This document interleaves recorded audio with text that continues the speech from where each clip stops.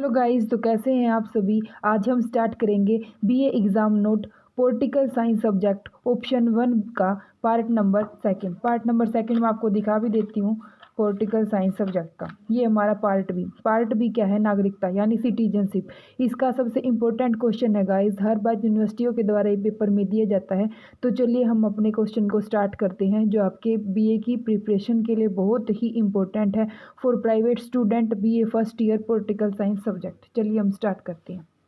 मैंने ऊपर लिखा भी हुआ है student, BA first year preparation subject political science option 1 नागरिकता सिटीजनशिप वाला लेसन है। और मैंने ऊपर लिखा है वेरी इंपॉर्टेंट क्वेश्चन, बहुत ही इंपॉर्टेंट क्वेश्चन है, हर यूनिवर्सिटी के द्वारा पेपर में दिया जाता है।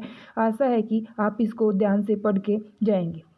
नागरिकता की परिभाषा दीजिए। नागरिकता प्राप्त करने तथा नागरिकता समाप्त करने के तरीकों का वर्णन कीजिए। मतलब एक व्यक्ति किस तरीके से किसी स्टेट की नागरिकता को प्राप्त करता है, मतलब कैसे एक कंट्री की नागरिकता वो लेता है, कैसे वो समाप्त हो जाती है, उसके तरीकों का हम वर्णन करेंगे।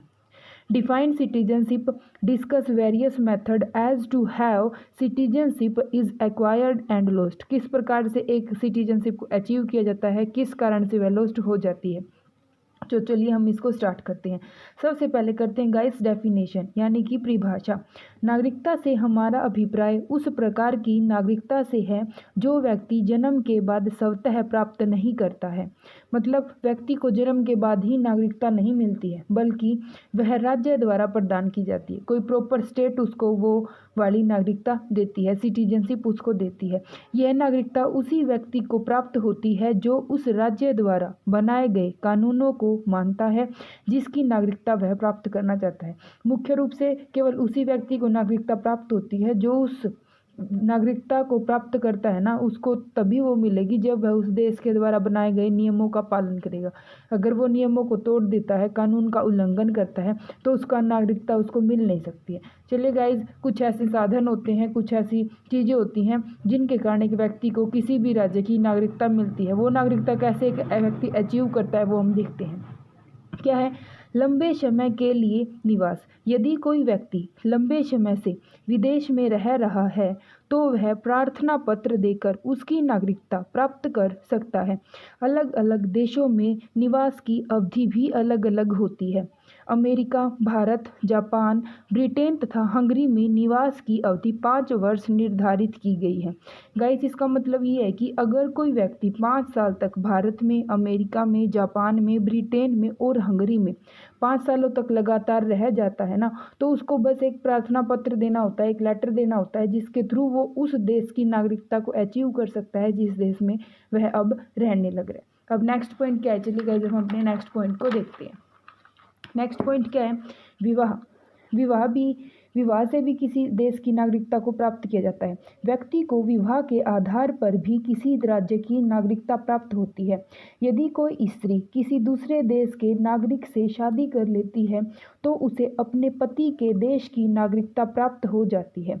यदि भारत का नागरिक ब्रिटेन की स्त्री से विवाह करता है तो उस स्त्री को भारत की नागरिकता मिल जाती है। किंतु जापान में ये नियम एकदम उल्टा होता है। क्या होता है? मान लिया कोई भारत का नागरिक है, कोई ब्रिटेन की लड़की है, उसके साथ शादी कर लेता है, तो जो ब्रिटेन की लड़की है ना, उसको भारत की नागरिकता मिल जाती है, मतलब अपने पति के देश की नागरिकता को वो प्राप्त कर लेती है।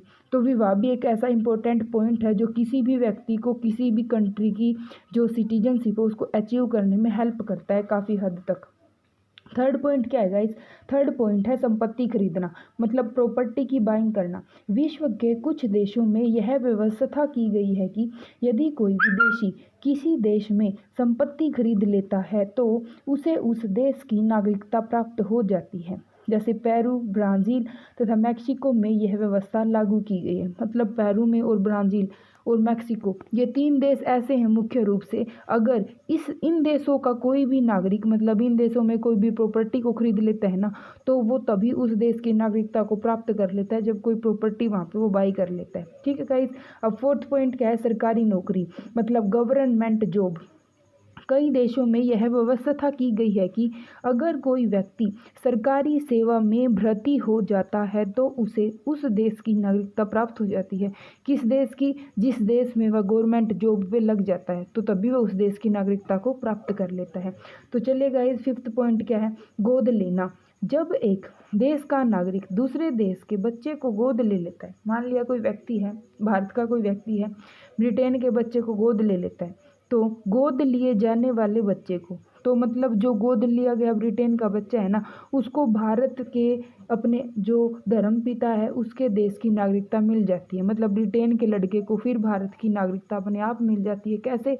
जब एक व्यक्ति भारत का किसी ब्रिटेन के बच्चे को गोद लेता है। ठीक है, तो आगे वाला पॉइंट क्या है गाइस? आगे वाला पॉइंट है सेना में भर्ती। मुख्य रूप से सेना में भर्ती होना भी किसी भी व्यक्ति को उसकी नागरिकता को अचीव करने में हेल्प करता है।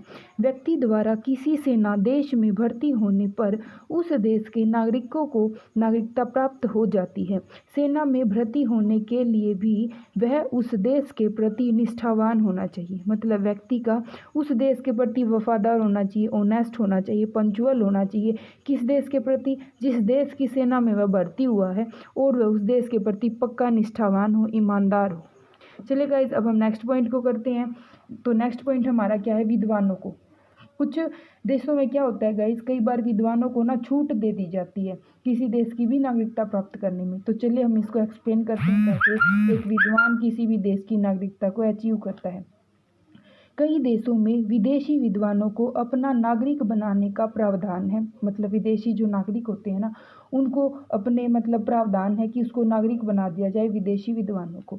इन देशों में विद्वानों के लिए नागरिकता प्राप्ति के लिए नरम वैधानिक शर्तें रखी गई हैं।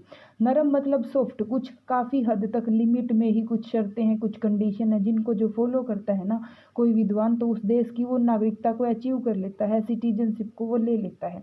उदाहरण के लिए फ्रांस की नागरिकता प्राप्त करने के लिए विदेशी विद्वानों के लिए 1 वर्ष के निवास की शर्त रखी गई है। मान लिया कोई भारत का विद्वान है, भारत का विद्वान क्या करता है? फ्रांस में चला जाता है। अगर वो विद्वान फ्रांस में 1 साल तक रह जाता है ना, तो वो विद्वान फ्रांस की सिटीजनशिप को अचीव कर लेता है। परंतु जब कोई आम व्यक्ति वहाँ पे जाते हैं ना, आम व्यक्ति फ्रांस की नागरिकता कब लेता है? जब वह 10 सालों तक रह जाए। तो इसलिए फ्रांस वाले छूट देते हैं एक विद्वान को अपने देश की नागरिकता देने के लिए कि भाई जो वो विद्वान है ना, वो केवल और केवल 1 साल तक ही वहाँ पे रहना चाहिए। कहाँ पे? फ्रांस कंट्री में। तो चलिए गाइज, नेक्स्ट पॉइंट क्या है? सबसे लास्ट पॉइंट है, सबसे इंपॉर्टेंट पॉइंट है विजय द्वारा। मतलब किसी को जीत के द्वारा वोन कर लेना किसी को। जब एक राज्य दूसरे रूप में किसी दूसरे राज्य पर विजय कर लेता है, तो वह उसको अपने राज्य में सम्मिलित कर लेता है। तो हारे गए राज्य के नागरिकों को राज्य की नागरिकता मिल जाती है। मतलब कोई कंट्री है, वो हार गई, और वो हारी गई कंट्री, जिस कंट्री ने उसको जीता, वो जीती गई कंट्री ना हारी गई कंट्री को अपने वाले में ऐड कर लेती। तो क्या होता है फिर? जो हारने वाली कंट्री है ना, उसको जीतने वाली कंट्री की नागरिकता मतलब सिटीजनशिप मिल जाती है। उपयुक्त विवेचन से स्पष्ट है कि नागरिक कई तरीकों से प्राप्त की, मतलब जो नागरिकता है ना, एक नागरिक कई तरीकों से प्राप्त करता है। फिर भी कई देशों में जन्मजात व राज्यकृत नागरिकों के अधिकार बराबर नहीं है।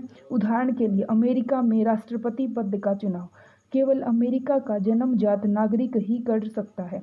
मुख्य रूप से अमेरिका के प्रेसिडेंट की कुर्सी के लिए केवल वही व्यक्ति खड़ा हो सकता है जो अमेरिका का प्रॉपर नागरिक हो। ऐसा नहीं कि भाई अमेरिका के प्रेसिडेंट बनने के लिए किसी और देश का भी वहाँ पे उसके लिए भागीदारी कर सकता है, पार्टिसिपेट कर सकता है। मेन कंडीशन क्या है? अमेरिका जैसे बड़ी कंट्री में, एक डेवलप्ड कंट्री है, उसमें कंडीशन यह है कि अमेरिका का प्रेसिडेंट केवल वही व्यक्ति बनेगा जिसको जन्मजात वो नागरिक अमेरिका का ही हो, किसी और देश का वो होना नहीं चाहिए। तो गाइज, ये हमारा क्वेश्चन था एक नागरिकता के बारे में कि एक व्यक्ति कैसे नागरिकता को अचीव करता था। मैंने इस वीडियो में बताया एक व्यक्ति किस तरीके से किसी कंट्री की नागरिकता को अचीव करता है। इससे आगे वाली वीडियो में हम ये पढ़ेंगे कि एक व्यक्ति किस तरीके से किसी देश की नागरिकता को खो देता है, उसको लॉस्ट कर देता है। तो thank you for watching this video and comment this video.